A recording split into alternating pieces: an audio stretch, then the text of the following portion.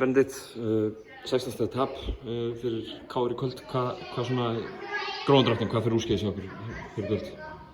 Það var nú sitt lítið af hverju sem gekk ekki upp í kvöld. Við byrjum að leika mjög sterkt fannst mér og héldum skipulagi. Svo einhvern veginn fá á okkur bara skelfilegt áhlaup, 17-0 eða hvort það náði 20 í síðustu 3 mínúturnar í fyrsta og byrjun öðrum. Þá grófu okkur bara djúpa holu og sem við náðum einhvern veginn ekki að klóra okkur upp úr en við reyndum. En svo bara, náðum við einhvern veginn í 4-5 eða eitthvað svona en sprungum bara á limminu síðan í lokin. Það er nú samt svona ákveðin styrkur að koma tilbaka. Hvað heldur að fara í úrskeiðis? Þetta hafa bara sprungið á limminu og viltu svona vera að ná tökum á leiknum aftur?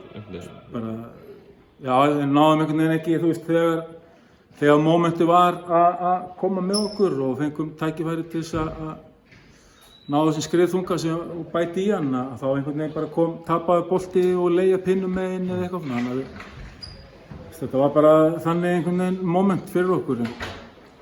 Það er bara svekkjandi tap en bara nóg eftir, höldum áfram. Njarðvík komið gífurlega sterkt inn í þetta tímabil, en svo 2 tapleiki núna í röð. Hvaða þýðingu hefur þetta? Er þetta eitthvað taphreina sem þið í? Nei, við kunum ekki kalla 2 tapleiki taphreina. Nei, ég segi svona. En já, auðvitað, þú veist, komum við einhvern veginn inn í þetta mót með miklum látum og það er mikið búið að tala um okkur og svona á þess að sé búið að við erum ekkert búin að fá öll testin á okkur en það er bara, þú veist, við erum bara að halda áfram að vera fókuseraðar á okkur. Ég er nú ekki að fara að þetta er eitthvað þunglyndi í október, það sem skiptir mestu máli er bara að vinna bikarleikinn á sunnudaginn og halda okkur áfram í þeirri keppni og það er nóg að deildarleikinn eftir. Þannig að svo náttúrulega bara ræðist mótið í vor eins og vanalega. Þannig að við erum heldur bara sultuslagir en drullu svekktir á sama tíma með frammistöðin í kvöld. Það er ekki spurning. Svona alveg að lokum, þá náttúrulega upplagi, ertu KR-ingur. Hefur í fjöldamörg skipti komið hérna með önnur lið. Verður þetta eitthvað svona er skrítið að koma á gamla heimavöllina? Nei, það er nú hægt að vera skrítið. Jú, það er alltaf eitthvað smá skrítið sko, en þegar leikurinn byrjar þá einhvern veginn bara dettur inn í eitthvað són sem að þú veist bara að þú ert í körfuboltaleik og skiptir engu máli.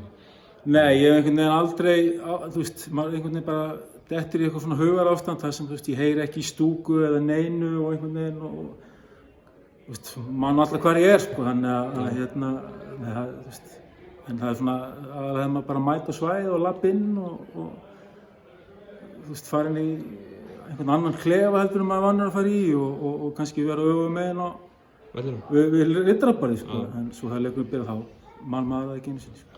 En það er stutt á milli leikir núna hjá okkur, það er vís bikarkeppnin.